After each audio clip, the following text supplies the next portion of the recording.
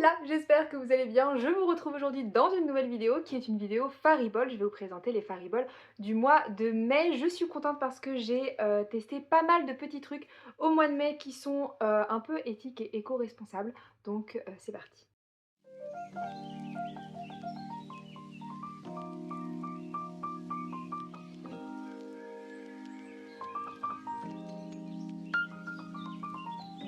Comme d'habitude, on va commencer par la catégorie des films et des séries et je ne pouvais pas introduire cette vidéo sans vous parler de la saison 3, du début de la saison 3 des Chroniques de Bridgerton. J'adore cette série, à savoir que je n'ai pas lu les livres, donc je ne sais pas si c'est similaire aux livres ou pas. En tout cas, je les ai pas lus, j'ai lu aucun des tomes. Il y a du suspense, mais en même temps c'est complètement cucu, romantique, j'adore.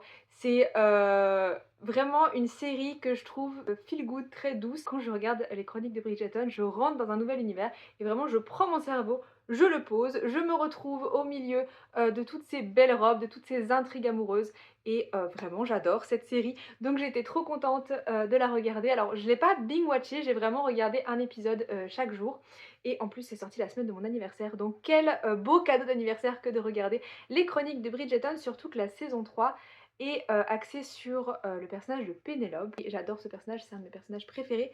Donc n'hésitez pas, si vous n'avez jamais encore regardé les Chroniques de Bridgerton, sentez-vous libre parce que vraiment j'adore cette série. J'avais ensuite envie de vous parler d'un film, il s'agit de La Planète des Singes. On est dans le futur et les humains ont presque disparu, ils sont à l'état d'animaux, ils n'ont pas forcément accès à la parole ni à la pensée, et les personnes qui ont accès à la parole et à la pensée ce sont les singes. Ça va être le postulat de cet opus de La Planète des Singes, et il y a des groupes ennemis de singes qui vont vouloir dominer un petit peu le monde des singes. Alors j'y suis allée en pensant que j'avais vu les anciens films de La Planète des Singes et pas du tout. Je confondais avec l'Odyssée de l'espace dont j'avais regardé la cassette quand j'étais enfant. Donc je suis vraiment arrivée avec aucune idée de ce dont ça parlait. Mais ce qui est bien, c'est que dans ce film, il vous résume un petit peu ce qui s'est passé avant. Donc vous n'êtes pas perdu. J'ai beaucoup adoré ce film. Le scénario m'a intéressée, c'était assez sympa, mais surtout pour les images, puisque les paysages, les images du film sont absolument magnifiques. Vraiment, ça donne envie d'aller voir ces endroits où la nature a un peu repris ses droits par-dessus les anciens monuments, les anciens bâtiments. Je trouve ça vraiment incroyable. Donc n'hésitez pas à aller le voir parce que j'ai vraiment passé un très bon moment. On va passer maintenant au contenu YouTube puisque j'ai découvert deux chaînes YouTube que j'ai vraiment beaucoup apprécié ces derniers temps. J'essaie d'être dans une consommation un peu plus éthique et un peu plus responsable. C'est quelque chose que je fais depuis de nombreuses années, mais j'ai envie de mettre un cran au-dessus dans ma consommation, notamment de vêtements ces derniers temps. Et j'ai envie également de faire preuve d'un petit peu plus de minimalisme dans ma consommation, même si je vais pas jeter mes affaires, hein. Moi j'ai beaucoup de pop, beaucoup de décorations, je vais les garder, mais j'ai envie d'un peu de repenser tout ça. Oula, il y a une énorme mouche. Ouh, j'aime pas les insectes. Berk. Pardon. Donc j'ai découvert deux chaînes que j'ai beaucoup aimées et dont je me sers beaucoup pour réinterroger ma consommation. Il s'agit premièrement du Comptoir Durable. C'est une jeune femme qui vous explique un petit peu sa vision du minimalisme, ce qu'elle a pu tester, ce qu'elle a pu arrêter aussi en voyant que ça ne lui convenait pas. Et ces vidéos sont intéressantes parce qu'elles sont vraiment pas dans le jugement, elle vous explique un petit peu ses expériences. C'est très bienveillant, c'est des vidéos qui sont souvent assez courtes, on va dire de 10 minutes voire 15 minutes. Et elle fait aussi des contenus sur l'éducation. Alors moi j'ai pas d'enfant et j'en veux pas, mais je les regarde quand même. Je me dis que des fois ça peut être intéressant pour mon métier d'éducatrice. Et vraiment, je trouve qu'elle a une personnalité très attachante et elle est très douce, donc j'aime beaucoup vraiment son contenu et ça m'inspire beaucoup. Je vous mettrai sa chaîne en barre d'infos.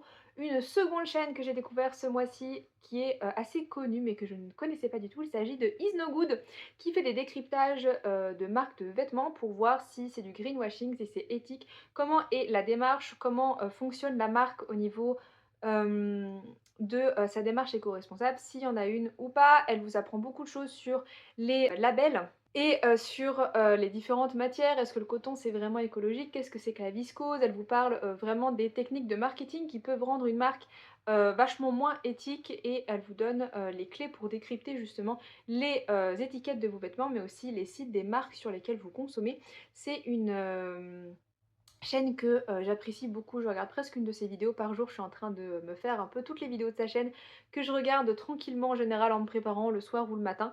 Donc vraiment j'adore son contenu et si vous ne la connaissez pas, je vous mets sa chaîne en barre d'infos. On va ensuite passer à ma catégorie préférée, il s'agit des nourritures et des boissons. J'ai bu 2 thés différents ce mois-ci. J'ai premièrement réentamer, un thé que j'avais acheté je crois à Noël de l'année dernière ou à Noël encore d'avant, il me semble pas que je vous l'avais déjà présenté. Il s'agit du thé de, Maison Bourgeon qui s'appelle Macaron Violette. C'est un mélange de thé noir et de thé vert avec des fleurs de violette dedans. Il y a également des notes de, rose et de jasmin. Il est, comme ceci. Voilà.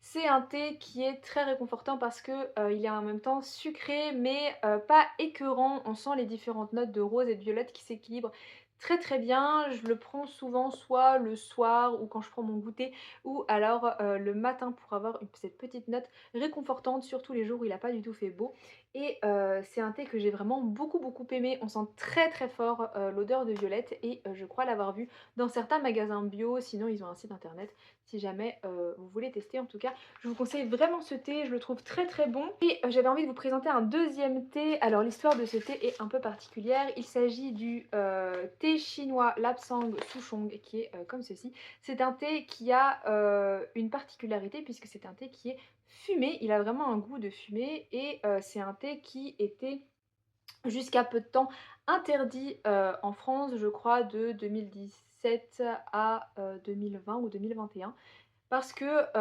on avait découvert que, la manière de fumer les feuilles de thé pouvait, libérer des hydrocarbures et pouvait être très toxique pour, la santé. C'était donc interdit en France, mais c'était, possible de l'acheter dans différents, pays d'Europe et avec le temps, comme les marques de thé ont perdu un marché qui était le marché français, ils ont retravaillé leur, manière de fumer les feuilles de thé qui ne sont aujourd'hui plus toxiques pour, le consommateur. Ça n'empêche pas que j'ai pas acheté ce thé en France, mais je vous explique l'histoire de ce thé. C'est mon chéri qui me l'a offert quand on était en Allemagne, c'est la marque The Victorian House et donc du coup c'est un, thé noir avec un goût fumé. C'est un thé qui est très particulier mais qui, est très enveloppant. Il est excellent vraiment, c'est, un thé qui est, très original, qui change et je suis ravie que ce soit à nouveau vendable en France. Comme ça quand je l'aurai fini, j'irai l'acheter, dans une boutique française. On va passer aux choses pour la maison. Premièrement, j'avais envie de vous parler de lessive et oui, sur cette chaîne on parle de tout mais de lessive qui est un peu plus écologique. Il y a des années, j'ai commencé à m'intéresser à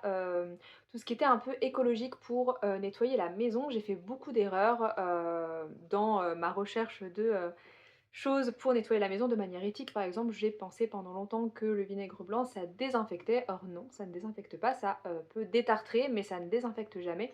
C'est important que vous sachiez que si vous nettoyez votre maison uniquement au vinaigre blanc par exemple. Et j'ai pendant plusieurs années essayé différentes recettes de lessive maison. J'en avais partagé une d'ailleurs sur un ancien compte Instagram à base, de savon de Marseille. Là encore j'ai fait énormément d'erreurs puisque j'ai mis des huiles essentielles, dans ma lessive et c'est une erreur sans nom puisque les huiles essentielles c'est un produit qui est très noble, qui est très, coûteux à produire, soit au niveau, d'argent, soit au niveau d'énergie ou au niveau, des feuilles puisque, pour, faire juste un tout petit peu d'huile essentielle, il faut énormément de feuilles et en fait aujourd'hui on n'est pas capable de traiter suffisamment les huiles essentielles dans les stations d'épuration, ce qui fait que c'est vachement polluant pour, la faune et la flore et les eaux, qui se rejettent dans la mer de, mettre des huiles essentielles dans, vos produits ménagers et surtout dans votre lessive. Donc j'ai décidé de me renseigner un petit peu sur les lessives écologiques. J'en ai testé plein, j'en ai testé qui ont bouché, mes, tuyaux de, machine à laver. Vraiment je pense que c'est un peu comme les déos bio, j'ai essayé de tout tester et ça a pas toujours été simple et j'ai testé, dernièrement, des, pods de lessive écologique. Alors il s'agit de la marque Whispring.